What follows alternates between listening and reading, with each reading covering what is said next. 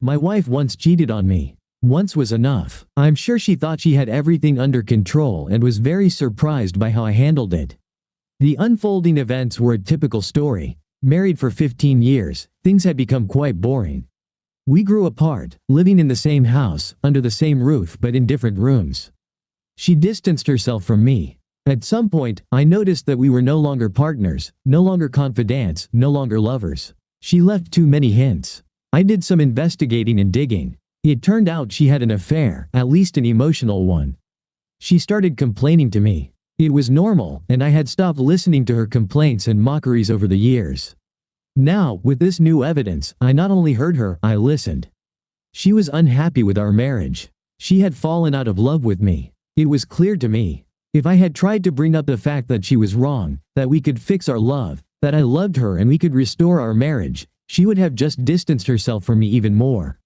She just looked at me, and in her eyes, I saw another bridge between us crumbling. To hell with all this, I said to myself, finishing my beer. I replayed our last argument in my mind over and over again. I was trying to find a way to win her back. After all, she was mine. It seemed, I thought to myself, that every time I tried harder to get my wife back, she drifted even further away from me. I sat up late at night, allowing my wife to sleep in our big family bed while I nursed my wounded feelings. Somewhere along the way, my mind kicked in, and a new way of thinking burst through. Why did I argue with her about what she was feeling? Indeed, why? At that moment, I realized that everything my wife had been telling me was true. A truth I couldn't just ignore or talk her out of. She was sharing her feelings with me, and here I was, arguing with her, telling her she was wrong, that she wasn't really feeling those feelings. How foolish was that? How can you tell someone they are wrong about their feelings? Well, it stopped right then. What she felt was what she felt, so why argue about it? So what was I feeling? Strange. No, actually, it was strange because, as I sat in the darkness on the couch thinking about my recent relationship with my wife, I realized that I too was unhappy. I was no longer sure that I loved her. I was in love with the idea of still being together and being married to my loving wife, but that wasn't reality, was it? This moment of epiphany shook me. It took me some time to put everything together, but now I had a plan of action. Whether it worked or not, at that moment, I didn't care because I now knew that what I was doing, and what she was doing, wasn't working.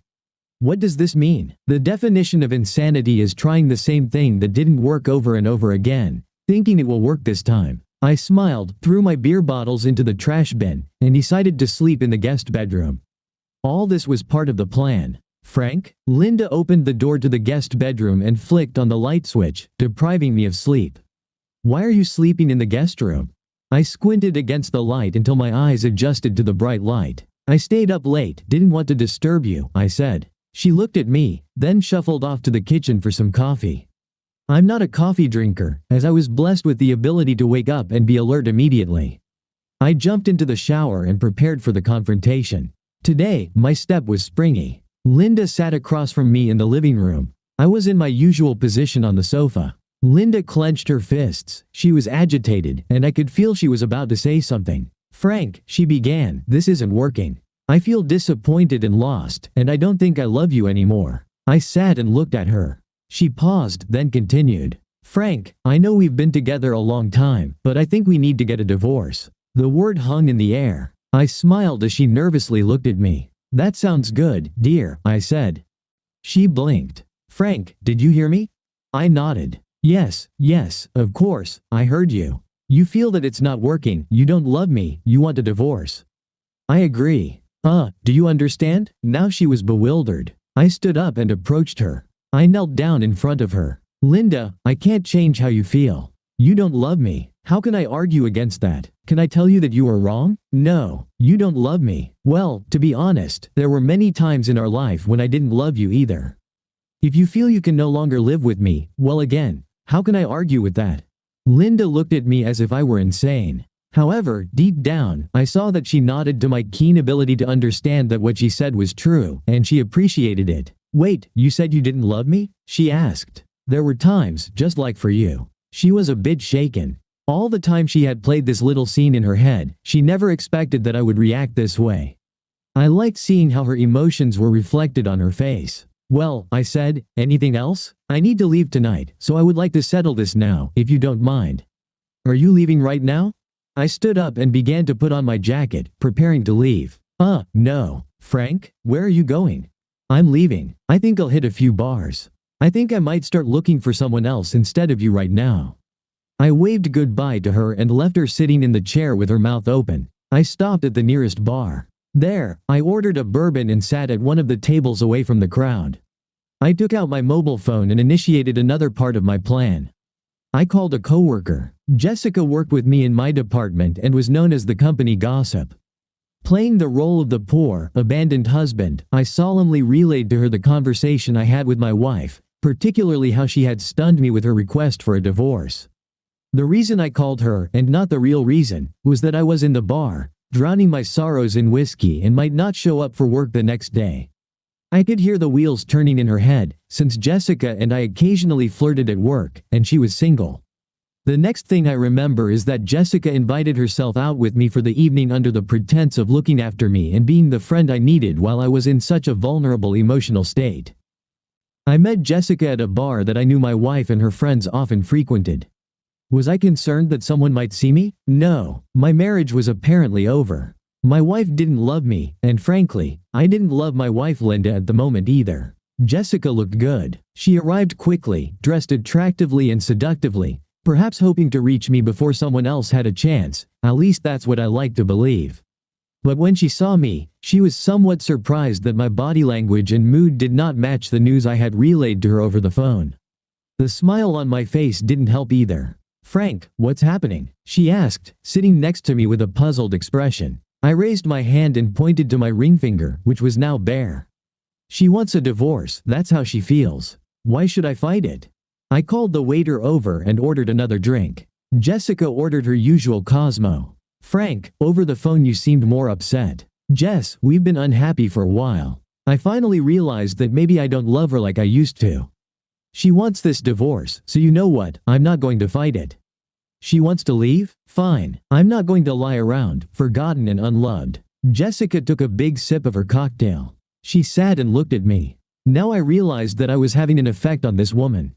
Whatever my attitude, I noticed it was confusing her. "Maybe we should dance?" I didn't wait for her response, just grabbed her hand and led her to the dance floor. "Frank, what are you planning to do?" I held her closer to me. "I'm going to give her everything she thinks she wants. I'm going to do whatever I want. Right now, I want to dance with you. In fact, I've wanted to dance with you for a long time. Now I can." She looked into my eyes and smiled. "If you're trying to get back at her." I raised an eyebrow. "Maybe." She pressed her whole body against me, feeling comfortable and warm. "I'm okay with that," she sighed. We lost track of time. It was so nice not to worry about having to call home to tell Linda when I would be back. Jessica was fun, intelligent, and we flirted all evening. She was completely mine. She knew it. I knew it. But I didn't take her home with me. It was really nice to know that someone wanted me. My wife had bruised my ego, but Jessica had bolstered it. Moreover, I would say that Jessica was a more attractive woman than Linda.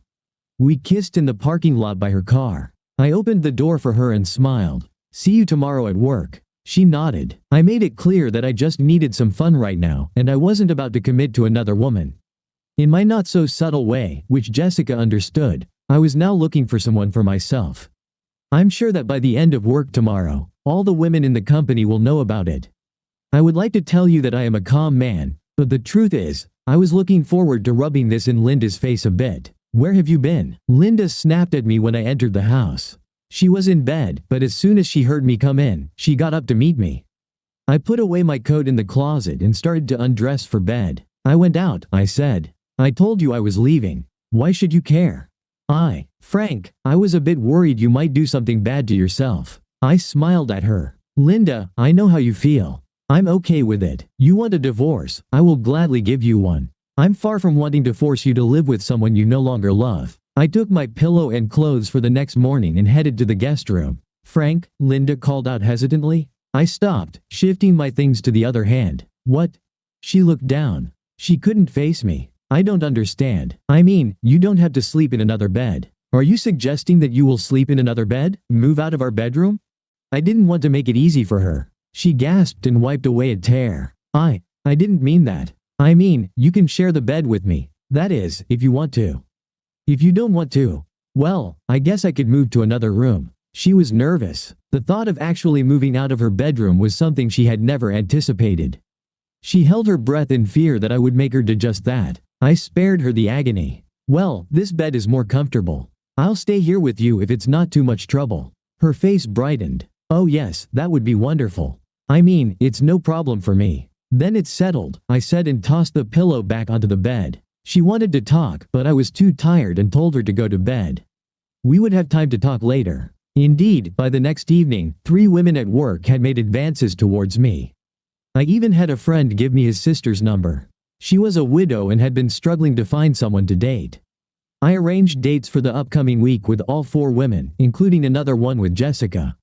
I intentionally kept this evening free because I needed to talk with Linda. We needed to sort everything out. I suppose she needed to live her own life. I returned home and faced Linda. Carol saw you last night at the bar. She said you were with a woman. Who the hell was she? What were you doing together? Carol said the 2 of you looked very comfortable with each other. I could have exploded at her. I could have yelled at her, called her an easy woman for hanging out, talking to men, neglecting me, drifting away from me, but I didn't. I smiled and told her I would answer her questions after I change. She tried to challenge me, but I ignored her and went to change into my home clothes. Once comfortable, I noticed that Linda was staring intently at me. She was ready for a fight. Her eyes were close to tears, but her body was tense with anger. It was Jessica from work, I told her. I didn't deny it. I'm sure she thought I would start making excuses, but I didn't. What were you doing together? She asked accusingly. I looked at her and simply said, we were on a date. On a date? She shrieked. I nodded and continued to sit calmly. You have no right. We are married. What makes you think you can do that? I stood up, got a drink from the kitchen, and sat down again. She was still standing, staring intently at me, waiting for my response. Why should it bother you? I asked. She stared at me, mouth agape. We are married. But you want a divorce, don't you? She nodded, unsure of her voice. You said you don't love me, right? I said I'm not in love with you, she corrected me. And I agree with you, Linda. You're no longer in love with me. So why shouldn't I go and look for love with someone else? You want a divorce. You don't love me. What reason do I have to stay here with you? She sat down, actually slumped into her chair. What will people say? Don't you realize what that looks like? Now Carol is gossiping all over town about my husband dating some slutty woman. Don't you dare call Jessica a slutty woman. I growled. She was a perfect lady, and I was a gentleman last night. She knowingly went on a date with a married man. I call that a promiscuous woman. So, I said angrily, standing up and pacing in front of her. She's not married, and if she's a promiscuous woman, what would you call a married woman who knowingly dates other men without her husband's knowledge? Linda stared at me. She was speechless. I could see her thoughts working. How much does he know? She panicked. What does that have to do with me? She exploded. I just looked at her. Time seemed to stretch endlessly. I remained silent. She saw it in my face. I knew. Her body began to shake. HHH, how much do you know? Enough, I shouted. Whether you slept with them or not, I really don't care. You see, my dear, this marriage was over when you decided to count me out. I'm not going to cry about it, I'm moving on. I'm going to take care of myself, considering I get no support from my wife at home. I got up and went to the kitchen. Dinner wasn't ready. I decided to make something for myself. She could cook for herself. A little later, she entered the kitchen and watched as I finished my dinner. I'm very sorry, she said to me. I put away the dishes and turned to her. I'm sorry too. I think you should know that I have plans for the rest of the week, so don't expect me home early. If you prefer, I can sleep in the guest room. She didn't respond. I went upstairs to go to bed. I decided to sleep in the guest room. I'm sure Linda had a restless night. I met Christina after work. She was a sweet blonde, about 35, divorced with 2 children. We chatted over coffee and then did something really silly. I took her to play laser tag, a teen game using safe laser guns and sensors to record hits. Yes, it was us, 2 adults against 10 teenagers, who all ganged up on us and kept annihilating us at the start of each game. Christina enjoyed it. I liked sitting and talking with her after we were killed, waiting for the next game to start. At one point during the last game, both of us were killed, and we fell side by side and pretended to be dead. I pulled her towards me while we were lying there and kissed her. She kissed me back. Then we had a nice dinner, and soon I walked her back to her house, where we kissed goodbye. She said farewell to me before things went beyond kissing, and she made me promise to ask her out again soon. I braced myself for another confrontation with Linda when I returned, but surprisingly, she seemed subdued. "Hello," she said. I smiled and greeted her as I undressed after the date. "It seems you had a good time," she told me. Her emotions were concealed. "That's true, thanks for noticing. How was your evening?" We talked. For the first time in months, we sat down and talked until late at night. I listened to her, and she listened to me. "I have never had sex with anyone else, Frank. I swear to you," she confessed. "I kissed a few men and shared my thoughts and feelings with Justin at work. He wanted more from me, but I wasn't ready. Linda, I'm sure we are both to blame for this, but even though you didn't actually have sex with anyone else, you still betrayed me. We were a team. I'm glad that you refrained from cheating on me before asking for a divorce. I really respect you for that. I should have listened to your feelings instead of arguing with them." "Yes," she agreed. We sat in silence for a while. "Frank, I'm confused right now. I don't know if I want a divorce." I smiled. "Let me know when you figure it out. I'm not kicking you out of the house, and I'm not planning to leave anytime soon." "Frank?" I was already up and about to go to bed. "Are you still going to see Jessica?" "Yes. I'm currently seeing her, and others too. Do what you want to do. Figure things out. I need to do what's best for me. If we end up getting a divorce, well, then it wasn't meant to be." I headed to the guest bedroom. She followed me and stopped in the doorway. "Frank?" I turned to see her as I was taking off my shirt. "Come back to bed, please." I hesitated. "Do you think that's wise?" Tears streamed down her face. "I don't know. I just want you right now." I reached out to her, and she threw herself into my arms and sobbed. She was confused. She didn't know what to feel. I carried her back to our bed. I held her as we fell asleep. Lauren was a good friend of mine. She was a fan, and we always talked about the latest TV shows and fandom stuff. We were at a neat bar with live music, which she was eager to go to, but none of her friends or dates were interested. That evening, I took her with me. It was fun, and although we had occasionally flirted at work, there was absolutely no chemistry between us as romantic partners. We had a good time, but we were just friends. That was enough for both of us, and I got home early. I pulled up to the house and found a car parked in the driveway. My jealousy briefly reared its ugly head, but I calmed down and reminded myself that whatever happens, happens. There's no point in worrying, right? I learned this from my psychiatrist while being treated for my fear of flying. Instead of panicking and thinking, "Oh God, I'm about to get on a plane," he made me shift to an excited and anticipatory tone. "Oh God, I'm about to get on a plane. I can't wait." It took some practice, but it generally worked in the short term. Not knowing what to expect, I repeated my mantra and opened the door to see Linda sitting and chatting with Carol, one of her friends. "Frank, I didn't expect you to be back so early." "Linda, Carol." I nodded at them. Carol shot me daggers with her eyes. She said nothing. "Work finished early, so here I am. Do you need some privacy?" Linda and Carol exchanged glances, then Carol rose from the couch. "I should be going. Linda, I'll talk to you soon." Linda walked Carol to the door. Carol gave me a disdainful look, said nothing to me, and left. "Sorry for intruding. I didn't mean to interrupt your evening," I said to her. "Don't be silly, Frank. This is your home too." "Home? When was the last time she or I called this place our home?" "Have you eaten?" she asked me. There were leftovers from what she and Carol had apparently shared. I poked at the food while she busied herself cleaning up the kitchen. "How are you?" I asked. She sat down. "I'm okay, I think." I invited Carol over to talk, but she only confused me more. "How so?" "She wanted me to kick you out, change the locks, and divorce your ass." Well, my key still works, so I guess you didn't have time to call the locksmith?" She laughed. "Don't be silly." I had to explain to her that I was the one who asked for the divorce. "After I told you that, what rights do I have over you? I left you, right?"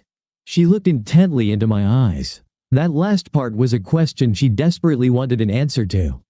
I wanted to jump up and dispel her fears. Tell her that I still belonged to her. But I didn't. I said nothing. In the past, my assurances would have pushed her away. Maybe this new non-committal stance might have a different impact on her. Changing the subject, I blurted out, "I'm afraid I have some bad news.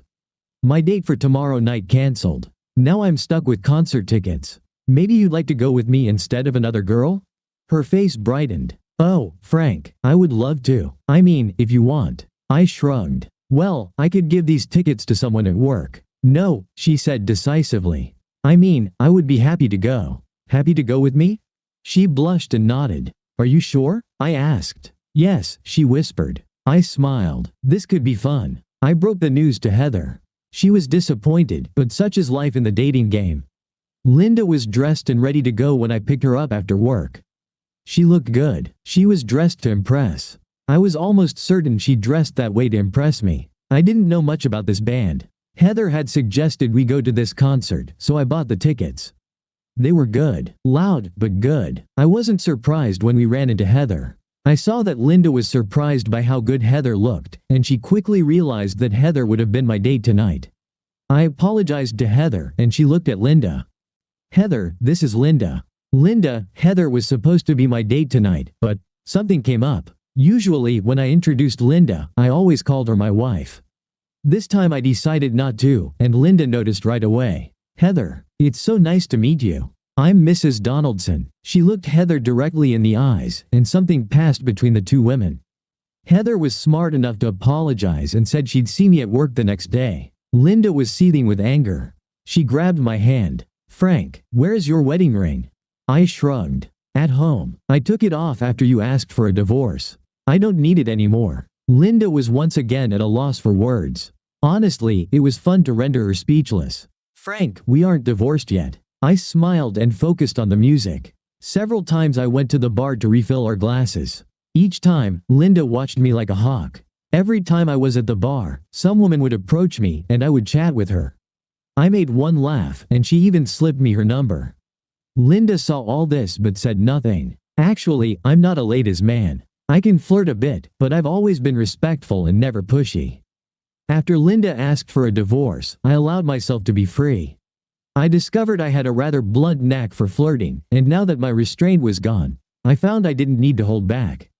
I wasn't the handsomest guy around, but I always had the ability to be witty, and I found that women seemed to appreciate my humor and frankness.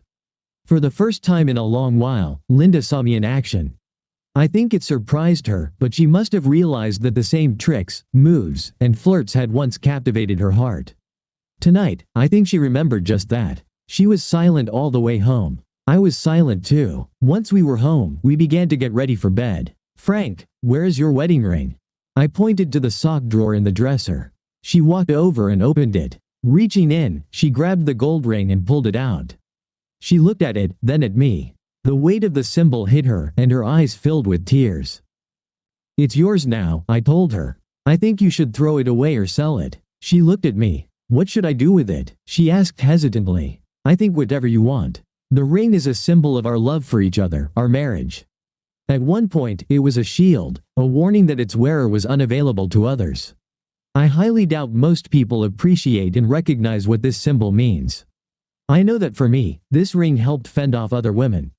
I hoped your ring would do the same for you. Ever since you decided not to live with me anymore, I think I no longer need this symbol to protect me. It only reminds me of what used to be. I looked her straight in the eyes until she met my gaze. When the time comes, you'll decide what to do with this ring.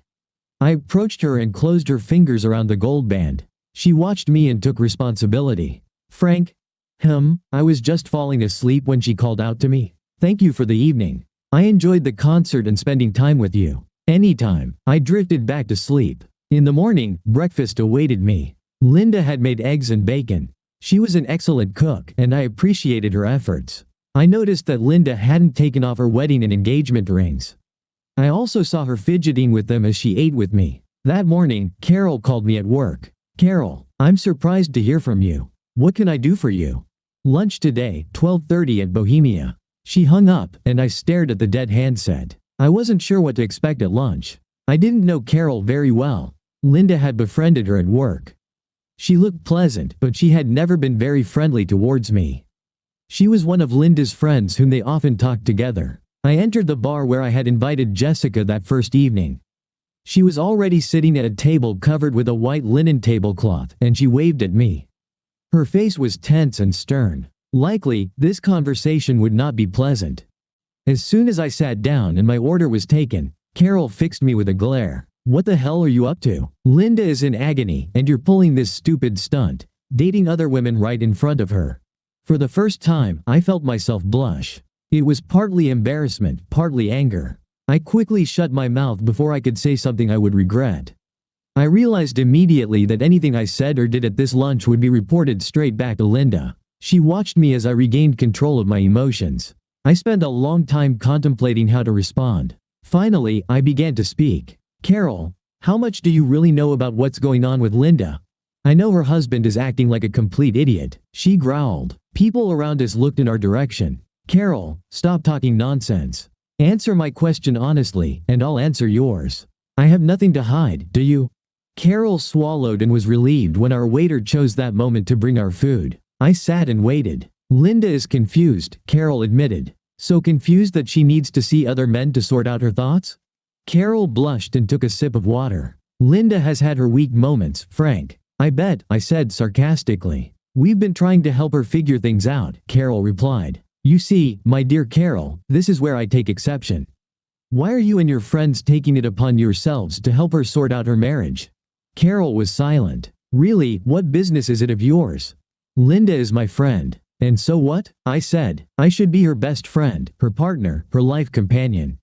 Don't you think that if she had any problems, she should have talked to me first? Don't you think she should have come to me to sort things out? Instead, she goes to her friends, who apparently are such good and responsible people that they take her to places where she can sort out her feelings with other men.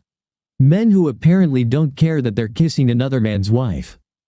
Carol went pale. No, she turned very pale. It seemed like she suddenly lost her appetite. Somehow, Carol had unleashed my anger. She was just another foolish, so-called friend who decided to meddle in other people's affairs. "Let me ask you something, Carol. Are you married?"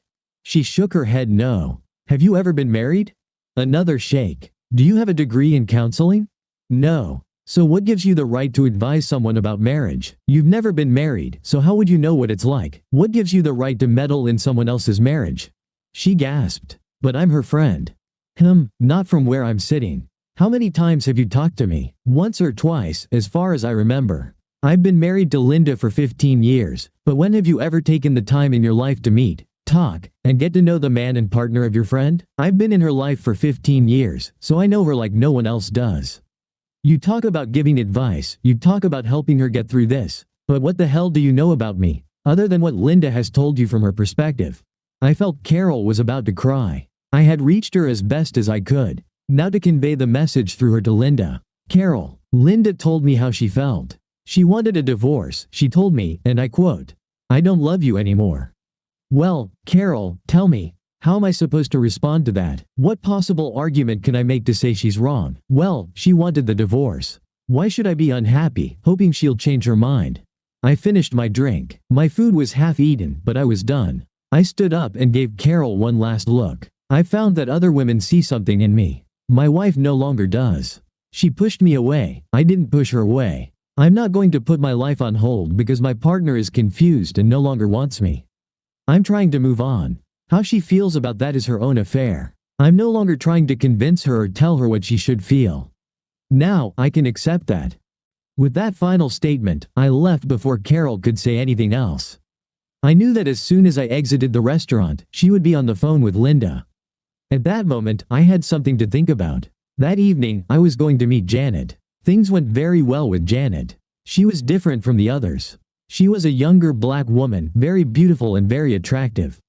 We were very polite and formal when she first joined our company, but a few months later, there was a moment when I was telling a rather spicy joke to some guys, and just as I reached the punchline, Janet walked into the room behind me. The men around me noticed her and held their breath as I turned to see her shocked face. I flashed her a rather mischievous smile and said, "Admit it, that's really funny." She stood there for a moment with an expression that said, "I can't believe this white guy just said that to me," then burst out laughing along with me. From that moment, she was one of the guys, but by the end of my date with her, she was all woman. Janet allowed me to go further than I had on other dates, and at the very last moment, I was the one who declined her offer to stay the night. As much as I wanted to, there were issues with Linda that needed to be resolved before I could sleep with another woman. "Frank," Linda asked as I settled into bed. "Yes." "Frank, I need you to take a shower." "Why?" It was dark. The light was off, but Linda's voice was breaking. I could hear her sobbing. Please, Frank, if you don't take a shower, then I'll have to ask you to go sleep in the guest room. I was confused. What's happening? I turned on the bedside lamp and saw my wife. Her face was red, and her eyes were moist. She couldn't look me in the eyes. Please, Frank, you can come back to our bed, but I'm asking you, please take a shower. What's wrong? I always shower in the mornings, honey, you know that. She turned away from me. She turned her entire body away. You smell like her. Oh. I smelled like Janet. Yes. I got out of bed. I felt awful. I looked at her. She was still turned away from me. I'm sorry. I didn't realize. Listen, if you want me to go to the guest room, I can do that. No, she sobbed. I want you to come back to our bed. Frank, I can't stand the smell of someone else on you. I just can't. I'm sorry. I want you in our bed. It's bad enough knowing that you're seeing others. I can pretend you're out with the guys. I can ignore my friends telling me who they've seen you with. I could even meet someone like that girl Heather and tell myself you're just friends. But now I know. I can smell her on you. I can tell. I want you to come back to our bed, but only after you take a shower. I can't stand her scent on you. I walked over to her side of the bed. I didn't linger. I leaned down and kissed her forehead. I'm sorry. I was inconsiderate. Let me take a shower and I'll come back to our bed. The next morning was Saturday and I slept in. It had been a long week for me. Going out every night, I felt my age. I hoped I wouldn't come down with a cold or something. Linda woke me up with breakfast. Then she asked me what my plans were. I don't have anything planned for the weekend, I told her. Frank. I was still sitting at the kitchen table. What? Frank. She reached into her pocket and pulled something out. She came over to me and knelt down in front of me. She opened her hand, and inside I saw my wedding ring. Grabbing my hand, she looked up at me. Frank, I want to work on our marriage. I think maybe I didn't think everything through. She carefully started sliding the ring onto my finger. I let her. I still love you. She remained kneeling, waiting for me to say something. Finally, I spoke. Do you really feel that way? She nodded. No divorce? She nodded vigorously. What about other men? There's no one else but you. There it was. Now came the most delicate part. You all might think I'm crazy for this, but I went ahead anyway. You need to understand that I will still occasionally see other women. Linda swallowed. We sat like that for a long time. Our eyes met. Throughout this process, I learned something about my wife. I was confident about the outcome. Finally, she nodded. I suppose I shouldn't be surprised, she said. I think I'm in love with you too, I told her. I grabbed her and kissed her. I kissed her passionately. She kissed me back. As it turned out, Linda had low self-esteem. I treated her well. Well, not entirely so. Over the years, we had drifted apart. My biggest mistake was not acknowledging her feelings. Every time she shared her feelings, I argued with her. Do you know how harmful that is? How arrogant it is for someone to tell another person that what they feel is not true. All it did was build up resentment and hostility towards me. Over time, I pushed her to the point where she no longer valued what she had. Actually, maybe it's my fault, but over time we changed. Well, she changed, I never change. So why would I want to go back to the way I was before? I took a guess. She wanted me to go back. But we both had changed. Now she knew that there were others behind the scenes, ready to replace her if she decided to go her own way. Do you really have to see other people? She whimpered. I'm not planning to see other men. I looked at her and smiled. Yes, I will do that from time to time. You may be my wife, but I am your husband. Remember that, and I won't forget about you. She smiled. Yes, she smiled. Take me to bed and show me what I've been missing. Show me what all these other girls got from you. Do you think you have what I need? I asked. I'll just show you my love and, maybe, wear you out so much that you won't have energy for any other woman. I picked her up and carried her to the bedroom. I set her down on the bed, and we both removed our clothes with a sense of urgency that was almost frantic. Our lust and passion exploded as I took her. Then she took me, and then she took me again. Somewhere along the way, she realized from my stamina that I hadn't slept with any of the other women. After 15 years, my wife knows what I can do in bed. For the rest of the day, she had a knowing smile. I kept silent. What happened on my dates was a topic I did not bring up. Neither did she. It was an episode in our life that was best left in the past. From then on, I no longer asked her about the men she had kissed and talked to. My wife now looks at me with a certain degree of reverence and respect. I would never have believed that my plan would work. It wasn't a very good plan. Initially, I was just too stubborn to give her the satisfaction of seeing her destroy her husband with her hurtful words and request for a divorce. When I saw how she reacted and accepted that I was seeing other women while she stayed at home waiting for me, I pushed my plan further. I won her back by distancing myself from her. What you don't have, you want the most. What you have, you want the least. Those are the words I live by now. By freeing both her and myself, we are now more together than before. So, am I seeing others? I haven't had to yet. The first sign that Linda is reverting to her old self will lead to my next date. I know this. She knows this, and together we work to not just listen to each other, but to truly hear.